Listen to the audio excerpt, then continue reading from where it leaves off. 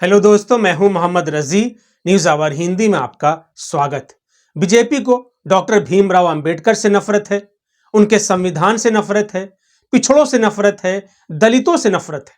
और ये बातें हम नहीं कह रहे, बल्कि अमित शाह ने जिस तरह से भरी संसद में डॉक्टर अंबेडकर को लेकर नकारात्मक भाषण दिया, नकारात्मक बयान दिया, वो शर्मनाक है। ना सिर्फ शर्मनाक है, बल्कि ये बताता है कि पूरी बीजेपी को, उसमें नरेंद्र मोदी भी शामिल हैं, अमित शाह भी शामिल हैं, उन्हें दरअसल डॉक्टर भीमराव अंबेडकर से नफरत है, उनके बनाए हुए संविधान से नफरत है, पिछड़ों से नफरत है और दलितों से नफरत है। और जिस दिन बीजेपी को लोकसभा चुनाव में 400 सीटें मिल जाएंगी, वो संविधान को बदल देगी, डॉक्टर अंबेडकर का नाम इतिहास के पन्नों से मिटा देगी। दोस्तों, दरअसल संसद में मंगलवार को एक देश एक चुनाव पर बहस हो रही थी। विपक्ष का आरोप है कि बीजेपी एक देश एक चुनाव के नाम पर कानून को, संविधान को मिटाना चाहती है, कमजोर कर रही है, संविधान के मूल भावनाओं को छेड़ रही है। इस पर अमित शाह तमतमाते हुए खड़े होते हैं और कहते हैं कि अभी यह फैशन हो गया है अंबेडकर अंबेडकर अंबेडकर नाम लेने का। अगर इतना नाम भगवान का ले लेते तो 7 जन्मों तक स्वर्ग में होते। पहले आप उनका भाषण देखिए, फिर हम आपको बताएंगे कि इसके बाद क्या हुआ। मान्यवर, अभी एक फैशन हो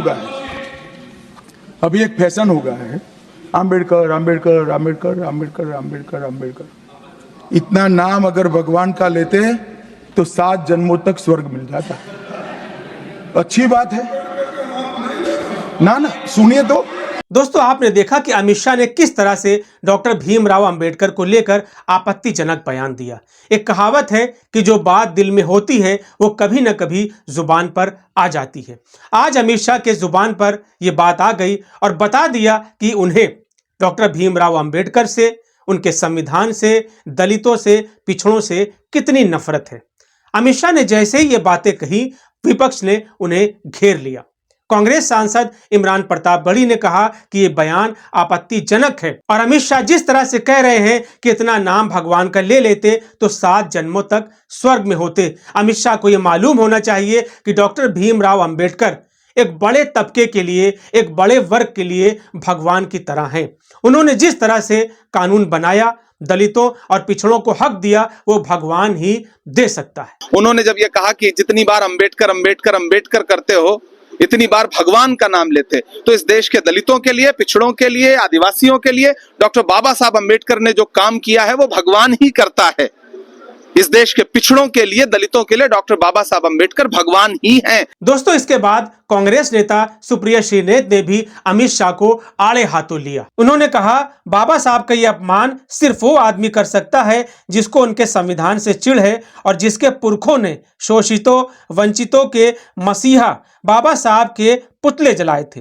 आखिर इन संघियों को बाबा साहब के नाम से इतनी तकलीफ, इतनी घृणा क्यों है? दोस्तों, आपको यह भी समझ में आ गया होगा कि जिस तरह से लोकसभा चुनाव के दौरान बीजेपी सांसदों की तरफ से एक बात उछाली गई थी कि अगर बीजेपी को 400 सीटें मिल जाएंगी तो वो संविधान को बदल देगी।